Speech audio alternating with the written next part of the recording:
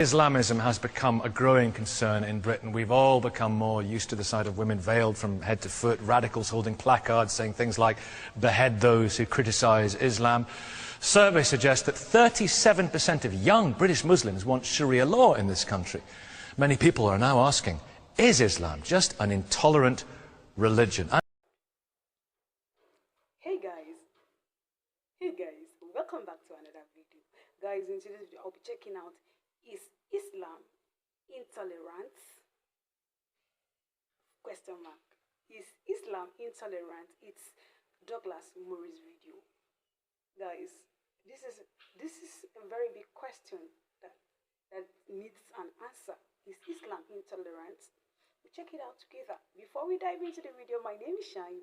I react to music videos. Please endeavor to subscribe, like the video, share and comment. Your opinion is highly recommended. So without further ado, let's dive into the video. So please watch till the end. Islamism has become a growing concern in Britain. We've all become more used to the sight of women veiled from head to foot, radicals holding placards saying things like, "Behead those who criticise Islam." Surveys suggest that 37% of young British Muslims want Sharia law in this country.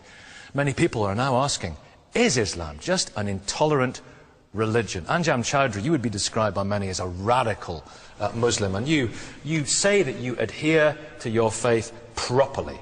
And you believe, for example, in stoning to death for adultery, 100 lashes for fornication, and also death for those who abandon the faith, apostasy. You believe that? How can you say that this is a tolerant religion?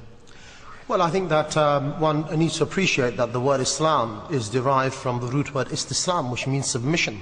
Therefore, the Muslim is the one who submits entirely to the Sharia, the divine law of God. Hence, toleration is something which is, if you like, defined by Allah subhanahu wa ta'ala, God. Therefore, if something is in accordance with the Sharia, we tolerate it. If it is outside of the Sharia, we cannot tolerate it. Hence, for example, Islam will tolerate non-Muslims to live among the Muslims within the Sharia under an Islamic state. Their life, wealth, their honor, their dignity will be protected. They will get the basic needs of food, clothing and shelter.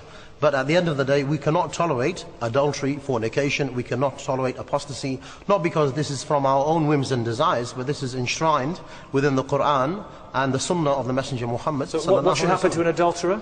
Well, the Messenger Muhammad sallallahu alaihi wasallam said that, as narrated in the Quran, that the one who commits adultery, he will be stoned to death, and the one who commits fornication, who is not married, they will get 100 lashes, and that will be done publicly.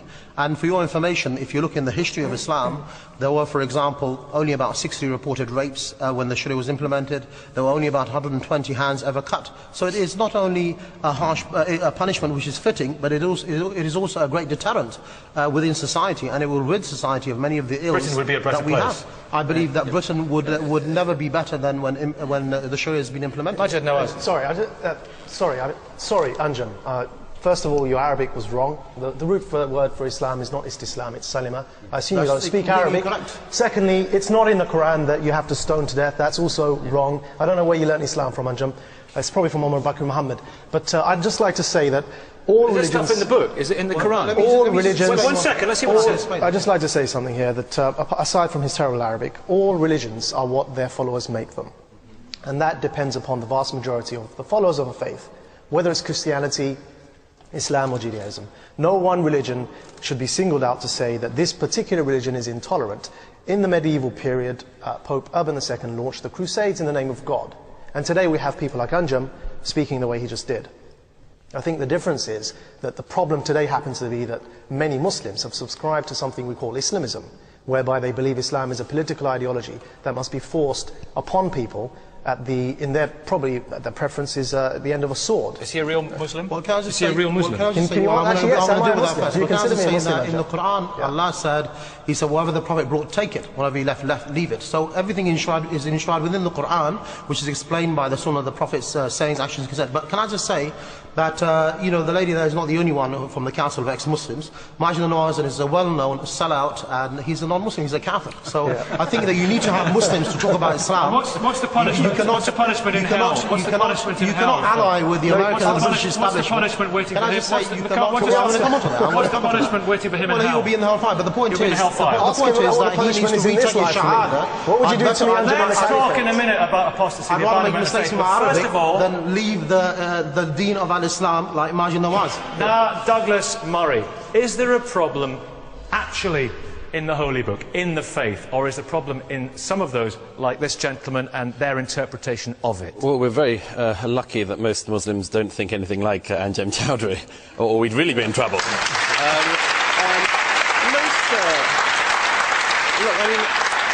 Most Muslims, both in Britain and across the world, are law-abiding, decent people for whom their faith is an important part of their lives. However, there is an awkward thing about Islam, which is that Islam's religion, its founder, was a more violent man than, for instance, the founder of Christianity. I'd give you an example. I mean, if Christ, I'm not a Christian, but I have no truck in this thing, but if Christ had been a warrior, had killed people he captured, Christianity's history would be even more violent than it has been. I'd give you one other example. When a woman is brought in adultery to Jesus, he says, he who's without sin casts the first stone. When Muhammad has a woman brought in, he orders her to be stoned. This would be a very different outcome. Now, fortunately, as I say, there's no doubt about this, about the nature of Muhammad as a beginner of a religion. There's no doubt about that, but there is also no doubt about the fact, as I say, that most Muslims don't behave in that way. Because religion is open... Sorry, Douglas, that's untrue. It's untrue. You've deliberately picked on one example, and that is Jesus Christ, the prophet of God. Before that, there were many other prophets that Christians also believe in, such as the prophets of the Old Testament, who launched wars, who were kings, King Solomon, King David. Hold on, Douglas, I'm making a point here, which is that prophets, during those times, some of them fought, some of them didn't fight, some of them it's disputed whether they fought. The point is that all religions are interpreted. We can't say here that Islam is one thing or another. But Jesus' message was very clear. He never said to stone anyone to death, Jesus, did he? I think it's disputed, even the fact that the Prophet Muhammad stoned people to death. That's not a fact. That's not a fact. But yeah, you can admit it. Harris Rafiq. Yeah, just a couple of points. First of all... Did the Prophet order people to be stoned to death? Right, okay. That case itself was where the woman insisted that she had punishment. There was one case where the woman was stoned, and that was when she came to the Prophet Muhammad, peace upon him, and said, I have committed adultery. The Prophet, peace upon him, turned his face away. She asked him again, I've committed adultery. Only when she asked the third time for a punishment was the punishment insisted on. That is the only Should he not have still said no? I beg your pardon? Should he not have still said no? No, she insisted that she be punished. But coming back to the original point, in terms of Sharia, first of all, there is nothing in the British law that actually prevents me from practicing my faith. So there's no need for Sharia law in this country. And secondly, there's nothing. And secondly, the other thing is there is no compulsion in Islam. In terms of Anjem classifying myself or Majid or anybody else as they're not Muslim. Sharia, then maybe we could call you a Muslim. Well, at the end of the day, there are three things that make up a Muslim: Islam and Iman, and from that we get the Sharia. There's the other thing that Anjem seems to be forgetting about, that is tasawwuf, the state of ihsan, being a better human being, worshipping your Lord as if you can see him, because even if you can't, he can see you. That's how you treat your labours, the spirit of the Lord. Okay, what is the problem? Mariam, you abandoned your faith. Mariam, you're an ex-Muslim. Atheist now, but I think this question is wrong, and this is exactly the reason why. The problem is you can find intolerance in every religion, including in Islam, but the reason Islam is such a focus today is because it is the banner of a political movement, and that's where we need to put the finger on.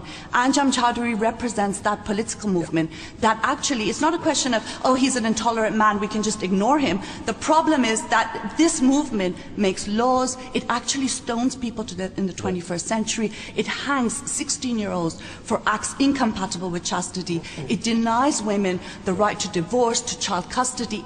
It imposes sexual apartheid on millions of people. We have to make a distinction between Muslims... So it's not to do with Islam, it's to do with people like him? It is. It's the political Islamic movement. And actually, the first victims and the first front of resistance against this movement are people who are either Muslims or being labelled as such. So he's the problem. The political Islamic movement is the problem. I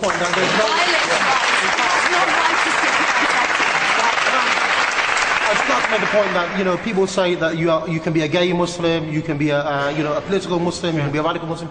There's only something called a Muslim. The Muslim is the one who practices religion and he believes in Islam and he accepts all of Islam. The other thing I would say is it's very rich of Douglas Murray to talk about a religion being, the Islamic religion being violent when he believes in the occupation of Palestine. He's the one who supported the American government in their campaign in Iraq and Afghanistan. So you are a very political animal, aren't you? The point is Islam has something to say about everything in our life, including what people like Douglas Murray and the sellout Majid have to say. Okay, Anne Cryer. Frankly, you know, the image problem that Islam has with some people in this country, is he actually the problem? Yes, I'm afraid to say people like him. Mr. Chowdhury is the problem because I have 20% of my constituents are Muslims, and of those 20%, I would say the vast majority have very similar views to myself and other friends here today. They are tolerant and they don't take the views of Mr. Chowdhury. Unfortunately, the ones with the biggest mouths in Keighley are the ones that get listened to, and I'm not even saying that they are like Mr. Chowdhury, but they do have fairly intolerant views of other people. But we see these surveys and people thinking, you know, and a disturbing amount of people saying they would justify violent action if it were Douglas Murray, there are some disturbing young people being far more radical. Disturbing surveys about 7/7 and 9/11 come out, don't they? Absolutely, and the younger they go in this country at the moment, the more likely they are to be radical. This is the problem, and the previous speaker was absolutely right.